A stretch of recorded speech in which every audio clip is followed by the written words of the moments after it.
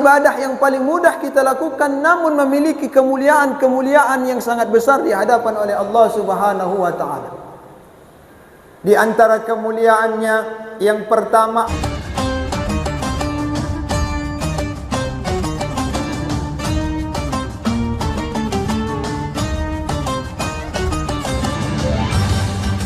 Alhamdulillah, salatan wa salaman ala Rasulillah. Allahumma salli ala sayyidina Muhammadin wa ala alihi wa ashabihi wa man tabi'ahum bi ihsanin ila yaumiddin. Amma ba'd, jamaah salat tarawih yang dimuliakan oleh Allah Subhanahu wa taala. Pada bulan yang agung ini, yakni bulan suci Ramadan, tidak ada kata yang lebih mulia untuk senantiasa kita perbanyak, melainkan ucap syukur kita kepada Allah Subhanahu wa taala. Sebab dengan nikmat-nikmat Allah itu pula lah hingga kita bisa bertemu dengan bulan yang agung, yakni bulan suci Ramadan. Mungkin banyak di antara saudara-saudara kita yang berkeinginan besar untuk bisa bertemu dengan bulan yang agung, yaitu bulan Ramadan, tapi Allah berkehendak lain. Karena itu kita bersyukur kepada Allah, Allah masih pertemukan kita dengan bulan suci Ramadan. Di samping itu, Allah juga masih memberikan kita nikmat kesehatan dan nikmat kekuatan, yang dengan dua nikmat ini bukan saja kita bisa bertemu dengan bulan Ramadan, tetapi kita bisa memaksimalkan segala macam bentuk ibadah kita pada bulan suci Ramadan ini. Karena banyak di antara saudara-saudara kita yang mungkin mereka diperizinkan Allah untuk bisa bertemu dengan bulan suci Ramadan, tapi Allah berikan penyakit sehingga mereka tidak bisa maksimal dalam beribadah pada bulan suci Ramadan ini. Karena itu kita yang Allah berikan nikmat kesempatan dan juga nikmat kesehatan dan nikmat kekuatan, maka manfaatkanlah bulan yang agung ini untuk mengumpulkan pundi-pundi pahala yang Allah sediakan bagi orang-orang yang menginginkannya. Jamaah salat tarawih yang dimuliakan oleh Allah Subhanahu wa taala, mari kita manfaatkan bulan yang agung ini untuk betul-betul memperbanyak amal ibadah kita kepada Allah Subhanahu wa taala. Sebab apa? Sebab Pak, kita belum tahu apakah kita masih ketemu dengan bulan Ramadan yang akan datang atau tidak. Kalau ternyata bulan Ramadan inilah bulan terakhir kita, maka manfaatkanlah bulan ini semaksimal mungkin untuk beribadah kepada Allah, sehingga bulan yang terakhir ini merupakan bulan yang terbaik di antara bulan-bulan sebelumnya yang telah kita lewatkan semasa hidup kita. Maka banyak bentuk ibadah yang bisa kita lakukan Bapak Ibu. Di antaranya adalah membaca Al-Quran. Membaca Al-Quran adalah amal ibadah yang paling mudah untuk kita lakukan di dalam kehidupan ini. Di mana saja bisa kita lakukan, Pak. Di masjid kita bisa baca Quran. Tidak di masjid, di rumah bisa. Di kantor bisa. Di tempat pekerjaan bisa. Bahkan di kendaraan pun kita bisa membaca Al-Quran. Maka membaca Al-Quran adalah ibadah yang paling mudah untuk kita lakukan, dan juga tidak mengeluarkan biaya. Tetapi meskipun membaca Al-Quran adalah ibadah yang paling mudah kita lakukan, namun memiliki kemuliaan-kemuliaan yang sangat besar di hadapan oleh Allah Subhanahu wa taala. Di antara kemuliaannya yang pertama, Allah akan memberikan pahala yang berlipat ganda banyaknya bagi orang-orang yang membaca Al-Quran.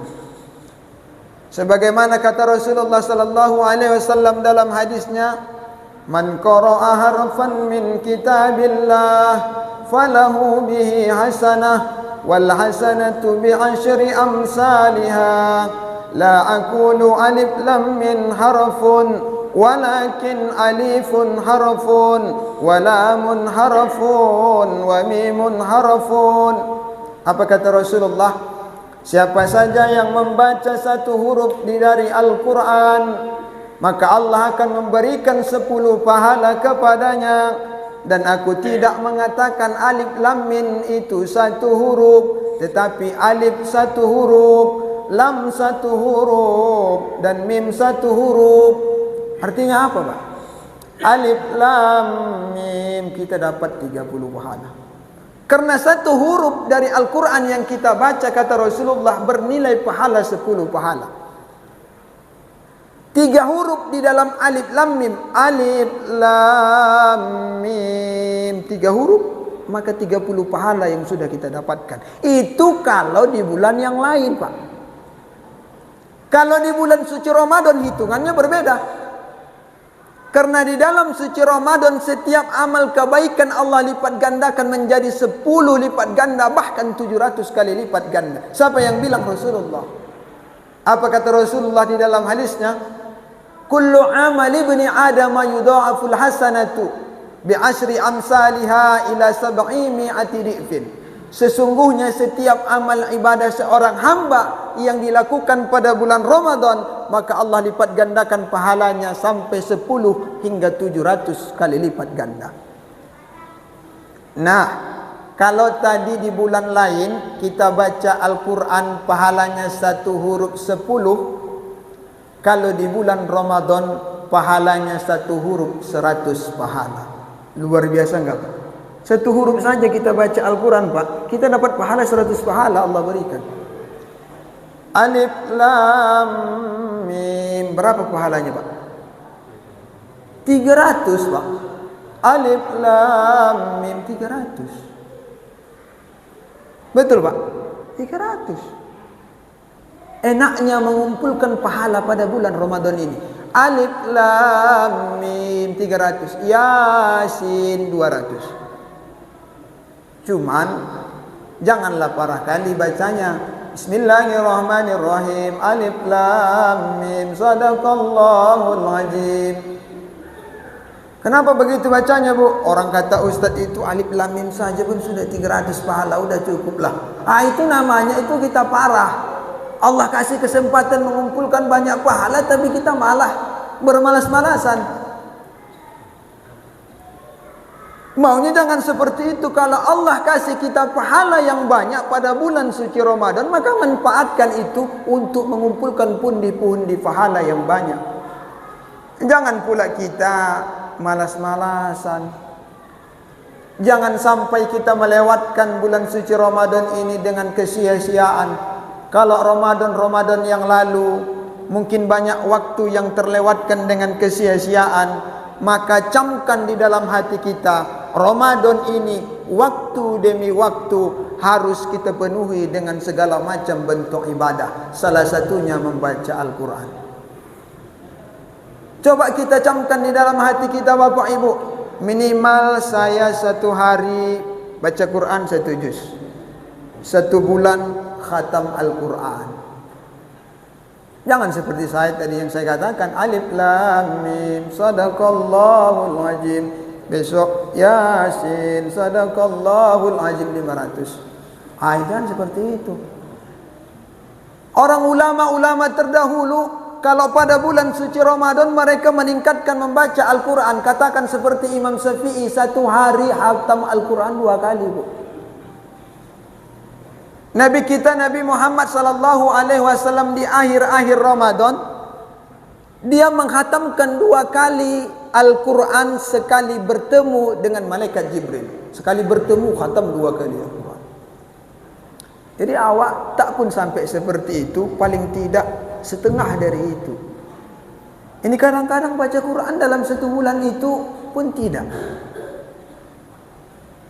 Rasul tidak, Nabi tidak, ulama tidak, baca Quran malas, dosa banyak. Lalu pertanyaannya, kita mau ditempatkan di mana? Iya, Pak. Kita mau tempatkan di mana? Allah kasih waktu bulan suci Ramadan, setiap pahala dilipat gandakan, kita juga tidak manfaatkan. Pertanyaannya, lalu kita mau ditempatkan di mana? Kita mau di surga tapi bermalas-malasan. Karena itu manfaatkan bulan suci Ramadan ini untuk mengumpulkan pundi-pundi pahala. Dengan pahala yang banyak kita terima, maka pantaslah kita masuk ke dalam surganya Allah Subhanahu wa ta'ala. Kalau hanya sekedar keinginan untuk bisa masuk ke dalam surga Allah, tapi tidak dibuktikan dengan amal perbuatan, maka itu omong kosong. Karena itu, kalau kita berkeinginan besar masuk ke dalam surga Allah, maka keinginan besar itu pun mesti diwujudkan dengan bentuk amal perbuatan. Dengan demikian, maka pantas dan layaklah kita masuk ke dalam surganya Allah Subhanahu wa ta'ala. Sudah, Pak? Sudah? Sikit lagi. Berapa lama sedikit itu? Satu keutamaannya. Di antara keutamaan membaca Al-Quran, kata Rasulullah, bahwa Al-Quran itu akan datang di yaumil akhir nanti, memberikan syafaat kepada orang yang suka bacanya. Rasul yang bilang, apa kata Rasul? Iqra'ul Quran fa innahu ya'ti yaumil qiyamah syafi'an li ashabihi. Baca kamu Quran, kata Rasulullah, karena sesungguhnya Al-Quran itu akan datang di yaumil akhir dan memberikan syafaat kepada orang-orang yang membacanya. Luar biasa enggak, Pak? Luar biasa. Baca Quran nanti, Al-Quran yang kita baca berikan syafaat. Pak, kalau kita masuk Al-Quran mengandalkan amal ibadah kita, mengandalkan pahala kita, yakin dan percayalah, tak sampai kita ke surga. Maka apa yang bisa memasukkan kita ke surga? Syafaat. Syafaat Rasulullah, syafaat Al-Quran. Ini yang bisa memasukkan kita ke dalam surga. Kalau kita berandalkan dengan amal ibadah kita, tak sebanding dengan dosa kita. Begitu terbuka mata, lebih banyak dosa ketimbang pahala.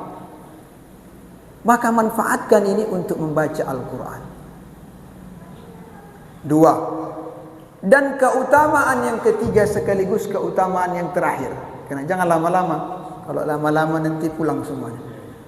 Keutamaan yang terakhir adalah bahwa membaca Al-Quran bisa menyamankan rumah kita dari segala macam bentuk gangguan jin dan syaitan. La taj'alu buyutakum maqabir. Jangan kamu jadikan rumah-rumah kamu itu seperti kuburan. Apa maksudnya? Ada Al-Quran tapi tak dibaca. Al-Quran jadi pajangan. Maka rumah yang di dalamnya tidak dibacakan Al-Quran, kata Rasulullah, seperti kuburan.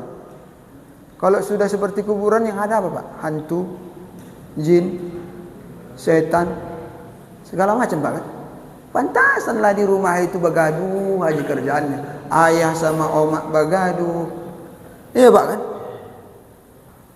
Ayah dengan anak begaduh, omak dengan anak perempuan begaduh. Orang setan, jin itu yang ada di dalamnya. Kenapa bisa ada? Tak pernah dibacakan Al-Quran di rumahnya. Bacakan Al-Quran di rumahnya. Agar apa? Agar rumah itu diberikan keberkahan oleh Allah Subhanahu wa ta'ala. Bapak Ibu yang dimuliakan oleh Allah Subhanahu wa ta'ala, mungkin itu saja tausiah kita pada malam hari yang berbahagia ini. Tidak lama-lama, karena memang begitu konsepnya. Kalau disuruh lama 2 jam pun sanggupnya saya, Bu. Cuman memang konsepnya seperti itu, saya buatlah seperti itu.